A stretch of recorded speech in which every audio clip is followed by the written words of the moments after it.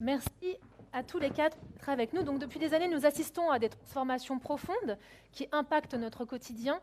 Aujourd'hui, les évolutions en matière de logistique urbaine doivent aussi répondre à un impératif environnemental, objectif zéro carbone et également sociétal. Jean-Michel Genestier, vous êtes porteur du pacte pour une logistique métropolitaine édifié en juin 2018. Bonjour et merci d'être avec nous. Quelles sont les grandes évolutions et tendances récentes sur la logistique urbaine et à quoi sont-elles liées ? Merci de votre invitation. Je suis ravi d'être parmi vous et au milieu de ces grands intervenants qui représentent la région, qui représentent Aropa, et puis la Poste, de grandes entités à la fois institutionnelles et politiques.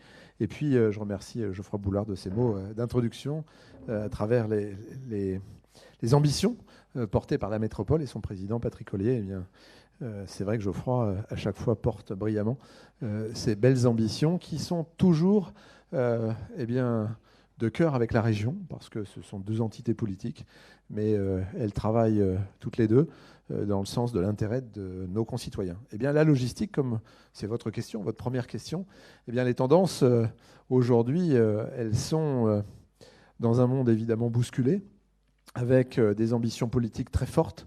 Vous le savez, la décarbonation est un élément important de notre société. Et lorsqu'on circule avec des véhicules thermiques, donc des camions principalement, mais aussi des véhicules utilitaires légers qui se développent et qui se multiplient avec la croissance en particulier du e-commerce, mais aussi avec des développements importants de nouvelles méthodes de logistique et de livraison, eh bien, il faut que les instances politiques, la région parlera tout à l'heure, mais la métropole souhaite activer fortement l'ensemble de ces process. En premier lieu, un sujet qui est la zone à faible émission, la ZFE, qui a pour objectif d'emporter l'ensemble des acteurs et particulièrement ceux qui livrent tous les jours en compte propre les grandes entreprises, faire qu'il puisse y avoir un calendrier qui vise à limiter évidemment l'aspect thermique de nos véhicules et donc l'impact carbone. Ça, c'est un élément très fort de cette politique. Et puis, quand on est dans une métropole avec, comme le disait Geoffroy tout à l'heure, 7 millions, un peu plus de 7 millions d'habitants, il y a 131 communes, eh bien, on s'aperçoit, lorsqu'on discute avec les chargeurs, ceux qui détiennent les marchandises, avec les transporteurs, avec les logisticiens, qu'il est très difficile de pouvoir livrer sur une aire géographique de plusieurs communes parce que les réglementations en matière de police de circulation et de stationnement sont toutes différentes. Il y a plus de 131 organisations pour 131 communes sur la métropole. Eh bien, l'objectif, la tendance, c'est d'essayer de réduire cette différence pour que les logisticiens aient plus de facilité à livrer, remplir un peu plus les véhicules. Oui, c'est très basique, mais c'est important de pouvoir remplir les véhicules pour en avoir moins et pouvoir s'organiser et organiser l'ensemble des livraisons quasiment en live de façon à ce qu'on puisse limiter l'impact environnemental et l'impact économique qui est retrouvé en fait sur la feuille de nos concitoyens et donc en payant la note du e-commerce ou simplement des produits qui sont achetés dans les commerces de la métropole ou de la région. Voilà, donc la tendance, il est clair, c'est une adaptation du politique, c'est-à-dire au sens de la gestion de la cité, à faire que les réglementations puissent évoluer le plus vite possible, évidemment en accompagnant, et on compte beaucoup aussi sur l'État. Je pense que voilà, il y a une espèce non pas un filtre, mais une accumulation de pouvoirs politiques qui doivent se parler et qui doivent travailler de concert pour que les concitoyens s'y retrouvent et arrivent à suivre l'évolution. Donc l'évolution du commerce, du e-commerce en particulier. Il y a des chiffres qui sont quand même étonnants. En 2020, le e-commerce, c'est 13,4% de la consommation dans notre pays, alors qu'une année auparavant, c'était 9,8%. Et chaque année, comme ça, on prend un nombre de pourcentages incroyable qui fait que, on a des changements fondamentaux dans les comportements de chacun. Voilà, je ne vais pas en dire plus. On a des évolutions très fortes et je reprendrai peut-être tout à l'heure la parole pour vous dire un peu ce que la métropole prévoit pour assurer cet accompagnement, encore une fois de concert avec l'ensemble des institutions politiques qui ont ce pouvoir. Voilà. Merci Monsieur Genestier. Et donc Laurent Calvaïdo, vous êtes donc directeur général adjoint Transport Logement pour la région Île-de-France. Donc sur le volet du fret et de la logistique durable, quels sont les enjeux et les mesures en cours de déploiement pour répondre au triptyque compétitivité, environnement RSE et attractivité de l'Île-de-France?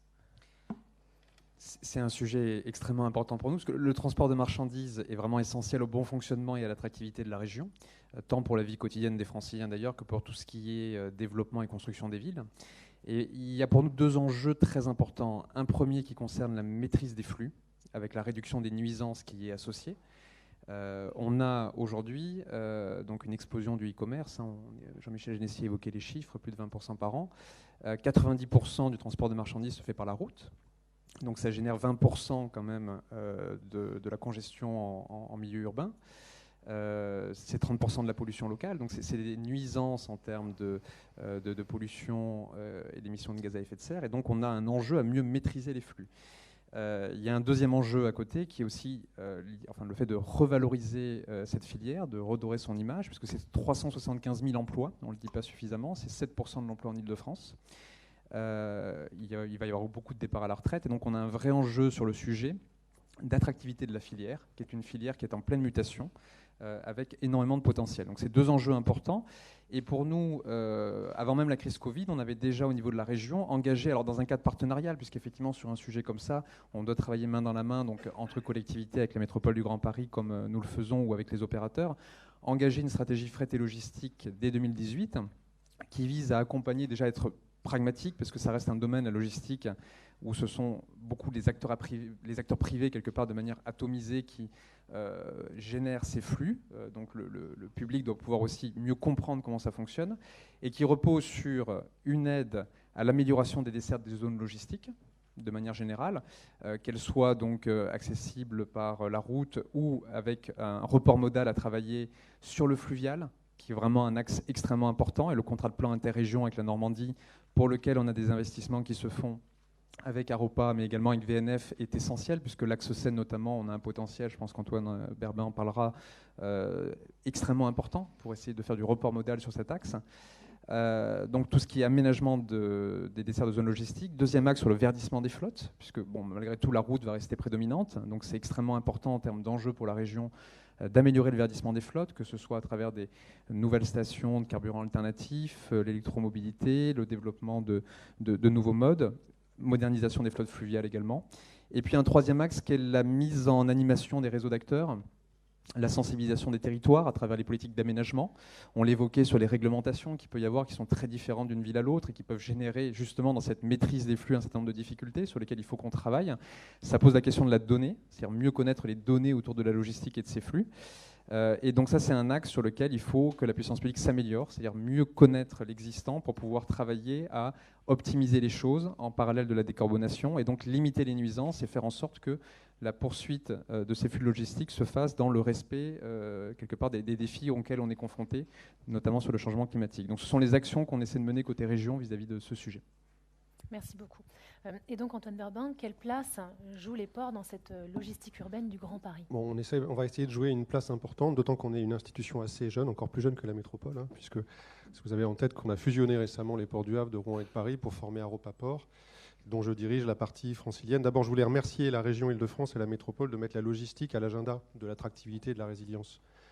Parce que de fait, effectivement, c'est un sujet important à la fois pour l'attractivité, puis on a vu que pendant la crise sanitaire, la logistique était au rendez-vous et on a continué à disposer des marchandises nécessaires chez nous, dans les magasins.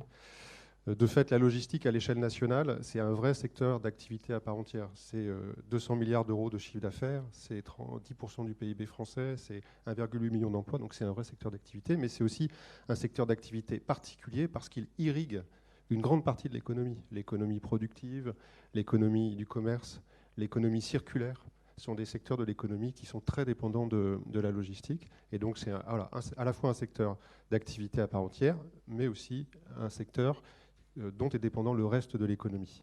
Alors quel est le rôle des ports pour la logistique en Île-de-France et dans la métropole du Grand Paris?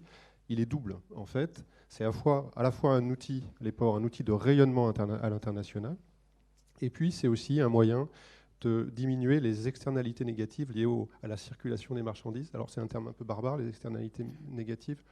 c'est un sujet, c'est les économistes du transport qui emploient ce terme, en fait, pour dire tout ce qui, tous les impacts négatifs liés au transport de marchandises, le bruit, la congestion, la pollution, les émissions de particules. Et donc, nous, on a ces deux dimensions en nous qu'on souhaite apporter naturellement à l'Île-de-France et à la métropole du Grand Paris.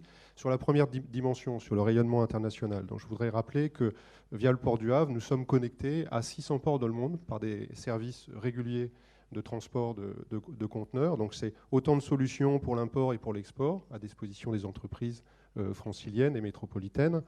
Donc ça, c'est déjà un élément important, sachant que la région Île-de-France est la première région française importatrice et exportatrice en France.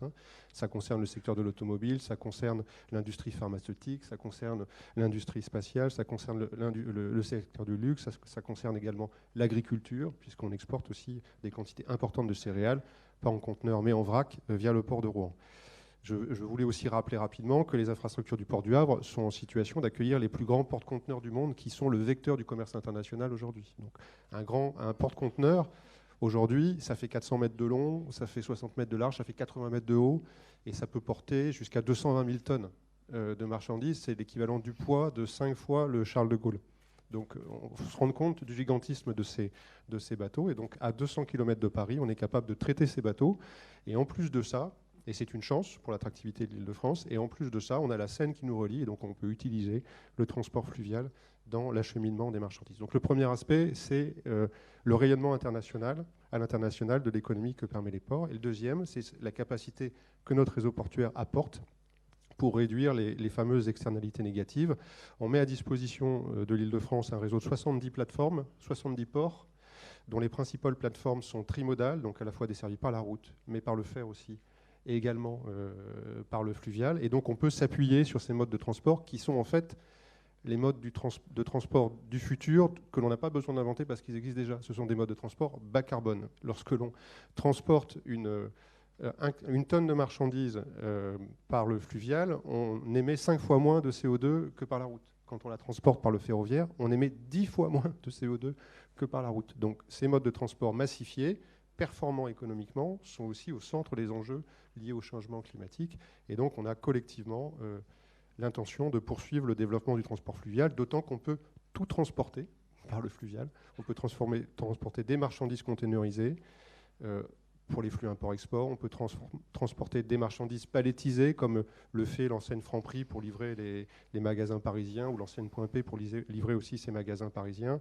On peut transporter du vrac, des sables, des graviers, pour livrer des centrales à béton bord à quai, ou des céréales à l'exportation. On peut transporter des colis lourds et des colis encombrants. Donc la passerelle qui va relier l'île Saint-Denis à Saint-Denis dans le cadre de la construction du village olympique, elle va être transportée par la Seine. Donc, et ça évite des convois exceptionnels sur les routes et évite également la congestion. Donc voilà ce que je voulais dire sur ce qu'apportaient les ports pour l'Île-de-France. C'est un outil d'attractivité, c'est un outil de résilience. Et puis notre ambition, c'est de développer un corridor logistique bas carbone pour irriguer l'Île-de-France et la métropole du Grand Paris. Merci beaucoup. Et alors, évidemment, nous ne présentons pas la Poste. Vous n'avez pas de micro.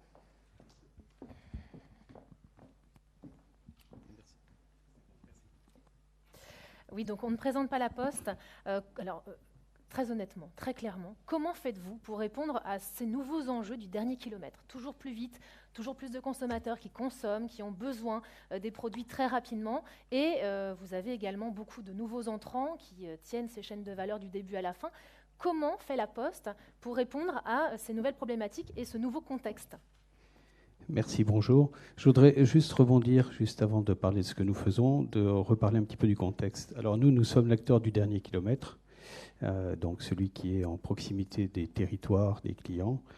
Et je voudrais juste rappeler que le e-commerce structure beaucoup notre activité aujourd'hui. Alors on parlait tout à l'heure du e-commerce, M. Genessi a cité quelques chiffres. Je voudrais juste les prolonger parce que vous avez indiqué qu'en 2019, ça faisait un peu plus de 9% du chiffre d'affaires total du commerce, qu'aujourd'hui, on en est à 13 et quelques %. Et on se compare souvent aux pays étrangers, je pense notamment à la Grande-Bretagne ou à l'Allemagne, où ce taux est de 25%. Et si on prend juste ça, ça veut dire qu'on doit attendre pratiquement un doublement dans les années qui viennent des flux de colis qui sont livrés chez les particuliers ou dans les entreprises. 25%, c'est ce qu'on disait jusqu'à hier. Et pourquoi je dis jusqu'à hier? Parce que pas plus tard que ce matin, je regardais nos amis britanniques qui viennent de relever ce chiffre à 33%. Ça veut dire qu'on attend un développement massif des envois de colis et distribution, et donc de la logistique urbaine et tout ce qui tourne autour.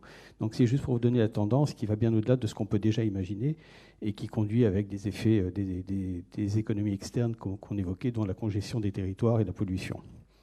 Deuxième chose, c'est que ce e-commerce et cette logistique de proximité, elle s'appuie sur des micro-comportements. C'est-à-dire qu'aujourd'hui, les gens qui consomment du e-commerce consomment de façon totalement différente de ce que nous consommions il y a quelques années. C'est-à-dire qu'aujourd'hui, le client, il est à la fois client en destinataire, mais aussi expéditeur, ce qui est nouveau. Je pense à des entreprises comme Le Bon Coin qui génèrent des flux qui partent de chez les particuliers, qu'il faut là aussi gérer. Il est aussi client de la réexpédition, c'est-à-dire que vous allez commander plusieurs objets chez un e-commerçant et vous allez en renvoyer certains qui ne vous plaisent pas. Donc tout ça génère des flux qui sont sans commune mesure avec les flux qui existaient il y a quelques années. Le client, il veut être livré à peu près partout, c'est-à-dire à l'endroit qui l'intéresse. Ça peut être chez lui, évidemment, ça peut être à son travail, ça peut être dans une gare, ça peut être chez des commerçants. Et donc, ça nous oblige à être inventifs pour trouver des solutions pour répondre à ces attentes. Et enfin, comme je vous le disais, les clients veulent être livrés de plus en plus vite. Donc, ça nous oblige là aussi à être inventifs et à ajouter une dimension qui est celle qui nous amène aujourd'hui à réfléchir, qui est la dimension du bas carbone, puisque tout ça doit être fait dans des contraintes écologiques les plus fortes. Alors, qu'est-ce qu'on fait pour faire ça? La Poste, elle est là depuis longtemps. Vous disiez, vous êtes des jeunes structures. Nous sommes là depuis Louis XI. Ça fait quelques siècles. Je pense qu'on est encore là pour quelques années. Et on sait accompagner, mettre en œuvre des politiques publiques. Donc, c'est ce que nous allons continuer à faire. Je vais juste vous donner quelques exemples de ce que nous faisons aujourd'hui autour de 4 thèmes. Le premier, c'est décarbonation de la flotte. De façon simple, aujourd'hui, nous avons pour objectif d'avoir une flotte totalement décarbonée sur la région parisienne, sur la métropole en tout cas, en 2025. Ça veut dire des véhicules électriques ou de la livraison en mode doux sur l'ensemble du territoire, ou bien là où le progrès technique nous amènera, en espérant qu'il y aura de l'hydrogène, du gaz, etc. Juste pour que vous le sachiez, aujourd'hui, à la fin de cette année, dans quelques semaines maintenant, Chronopost livrera sur l'ensemble de la métropole en véhicules électriques. Donc on est déjà en avance par rapport aux objectifs des politiques publiques. Deuxième chose, nous sommes aussi la première flotte de France de vélos cargo. Et nos vélos cargo, sous l'enseigne de la Poste, comme sous l'enseigne de certaines de nos filiales, vous voyez certainement dans les rues de Paris et de la métropole des vélos bleus avec marqué Stuart dessus. C'est une opération, c'est une filiale de la Poste qui opère ces vélos cargo. Deuxième point important dans notre politique, c'est de massifier les flux. Là encore, on en parlait, Aropa travaille sur la massification des flux pour arriver juste en proximité, et on essaie d'aller encore plus loin dans la proximité. C'est-à-dire que notre objectif, c'est, à partir de points de concentration et de massification des flux, d'arriver à regrouper des flux qui aujourd'hui sont livrés par plusieurs camions, de les regrouper dans un seul camion et de faire cette distribution au plus près des intérêts du territoire, avec le minimum de circulation sur la voie publique. Troisième point, c'est organiser une logistique de proximité. Alors là, ça va être très très vite. C'est des hubs de proximité qui peuvent prendre la forme de drive piétons où les gens, les clients viendront chercher leurs commandes, éventuellement avec des groupages de commandes qui permettent de réduire évidemment l'empreinte carbone, ou bien organiser depuis ces points de proximité des livraisons en vélo cargo. Et enfin, on parle un peu du futur, mais innover en développant des aires de livraison connectées. Je vous laisse imaginer tout ce que ça peut vouloir dire. On parle encore du futur. Ce qu'on met en place actuellement, c'est tester de la reverse logistique en traitant les déchets, en évitant les déchets. Nous avons acheté récemment une société qui s'appelle Épicerie. Et avec cette société, nous développons la livraison de plats préparés ou d'aliments préparés chez le client. Et nous récupérons les emballages qui, en fait, sont en verre. Donc, nous visons le zéro carbone sur ce mode de distribution. Enfin, et pour faire le lien avec Aropa, nous espérons mettre en place des barges qui permettent de faire la logistique dans le cadre des Jeux Olympiques de 2024. Évidemment, des barges logistiques, c'est forcément dans un port, donc en association avec notre grand opérateur Aropa. Voilà. Merci beaucoup. Alors, il nous reste que 2 minutes. Donc, je suis navrée de passer à la conclusion immédiatement.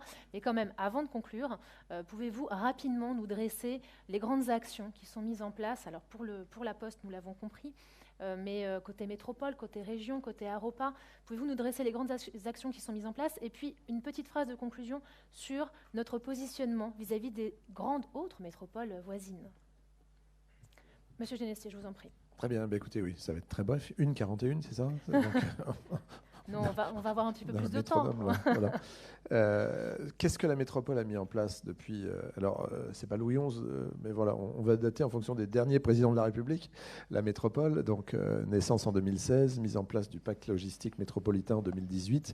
Et effectivement, nous avons réuni une centaine d'acteurs et nous avons mis en place des éléments qui concourent à obtenir un gabarit qui soit plutôt standard, optimal, sur l'ensemble de la métropole. Ça a été un premier élément, et en réunissant pas mal d'acteurs, encore une fois, des liaisons froides, des produits secs, enfin tout ce qui peut recouvrir l'ensemble du général cargo. Mais le fait d'avoir réuni tous ces acteurs, et encore une fois ce que je disais, c'est-à-dire les chargeurs, les logisticiens, les transporteurs, ça nous a permis en fait de déterminer quels étaient les besoins. Au-delà de ça, on a organisé effectivement une opération de consomme acteur pour sensibiliser nos concitoyens à bien acheter et acheter comme il faut, puisque, comme vous le savez, il y a le renforcement des circuits courts dans l'ensemble des collectivités. On a des modes de livraison innovants avec le click and collect, avec les consignes, avec différents éléments. Et il faut qu'on puisse s'adapter. L'intégration des petits commerces dans la chaîne de livraison à domicile, ça aussi, c'est un élément que la métropole a souhaité mettre en place par notamment l'opération Centre-Ville Vivant, qui ont été rappelées notamment par Geoffroy Boulard tout à l'heure. Et ce que nous avons souhaité, c'est surtout faire migrer, ce que j'indiquais tout à l'heure, l'ensemble de ces organisations. Alors c'est compliqué parce que vous savez, le pouvoir de police du maire, tous les maires, et j'en fais partie, sont très jaloux de ce pouvoir de police.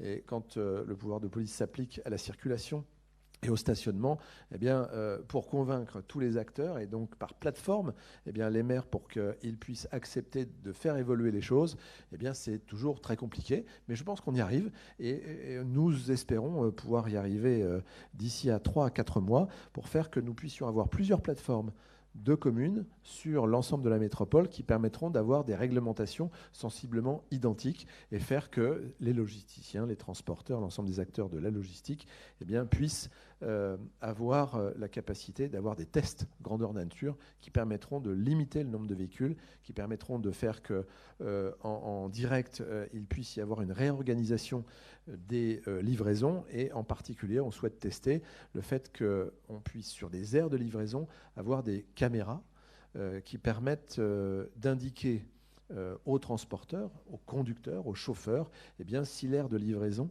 est libre ou non, et donc pour qu'ils puissent réorganiser son circuit de collecte. Voilà, donc c'est un élément qui nous paraît important. Comme j'ai peu de temps et que j'ai consommé les 1:41, tout ça pour vous dire qu'on a un enjeu très fort face à l'augmentation de la fréquence des livraisons. Ça, c'est très important. L'augmentation des nuisances dans les communes, congestion, bruit, pollution, l'augmentation des retours, on n'en a pas parlé, mais la reverse logistique est un élément très important. Vous le savez, il y a une partie des produits de consommation qui sont livrés, qui repartent, et ça, il faut pouvoir les traiter. Il y a les déchets associés aussi, et puis la dégradation aussi des conditions de travail des livreurs. Et donc, on s'attache à tous ces points pour pouvoir, pas à pas, permettre, encore une fois, de concert avec tous les autres acteurs politiques, au sens de la gestion de la cité, permettre que les acteurs économiques s'en sortent mieux et qu'on ait une région, une métropole qui soit évidemment encore plus attractive. J'ai bien compris qu'on était en position numéro 2 derrière New York, et monsieur le directeur général adjoint, évidemment, a cette fierté, peut-être de le rappeler, mais on peut encore aller plus loin pour que nos habitants soient encore plus fiers et heureux d'habiter dans cette région et dans cette métropole. Merci, monsieur Genestier. Et donc, monsieur Calvalido, quelles sont les actions côté région ? Je vais essayer d'être rapide. J'ai évoqué le sujet de données. Donc, il y a un observatoire régional fret et logistique qui va être mis en place avec l'État pour mieux connaître les flux. L'une des actions importantes, c'est bien évidemment les investissements pour le report modal sur le fluvial et le ferroviaire. On investit énormément et on va continuer à travers les contrats de plan pour notamment avoir, moi je crois beaucoup à la voie d'eau avec l'axe Seine, une possibilité de, c'est l'ambition de notre exécutif, tripler le fret sur cet axe. Le verdissement des flottes, décarbonation des flottes, flotte routière, mais également donc, la cyclo-logistique dont on a parlé. Donc on a un vrai axe là-dessus pour justement décarboner les flottes.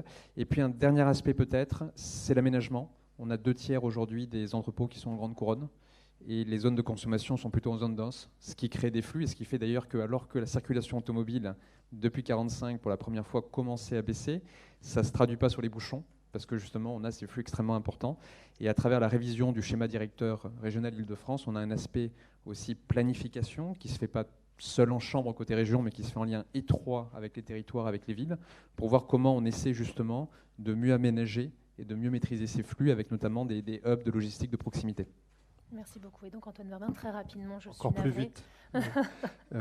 Je vais juste dire que dans les 5 ans qui viennent, c'est aussi le fruit de notre fusion et de l'aide que nous apportent les régions financières. Nous allons investir 1,3 milliard pour développer ce corridor logistique bas carbone que j'ai essayé de développer en 5 minutes juste avant. 1,3 milliard, dont près de 350 millions spécifiquement sur la multimodalité, le développement du ferroviaire, le développement du fluvial. On va notamment doter enfin Port 2000 d'un accès fluvial direct. Voilà un sujet très technique mais essentiel aussi à la compétitivité des chaînes logistiques jusqu'à l'Île-de-France. Et puis on va continuer aussi à développer l'offre de terrains multimodaux, de sorte de continuer à accueillir des entreprises à proximité de cette offre de transport routière, ferroviaire et fluvial pour qu'elles y trouvent un intérêt direct dans leur utilisation, parce qu'il est beaucoup plus simple, beaucoup plus économique de faire du fluvial et du ferroviaire dès lors qu'on est directement desservi par le train et par la barge. Merci beaucoup. Et donc, Monsieur François Laborde, pour la Poste, donc vous nous avez expliqué les différentes actions qui sont mises en place. Un petit mot par rapport à vos actions à l'étranger. Alors très très simple et très rapidement, avant de parler de l'étranger, on va parler de la France. Ce que nous faisons sur les métropoles du Grand Paris, nous allons aussi le faire dans les 22 métropoles françaises que vous connaissez, et nous entendons bien le faire sur les 225 principales villes européennes à l'échelle de 2025, pour lesquelles nous avons effectivement le même objectif de décarbonation. Je n'insiste pas, mais on a un sacré défi devant nous et nous allons le relever. Merci beaucoup. Eh bien, merci beaucoup à tous les quatre. On peut les applaudir, bien sûr.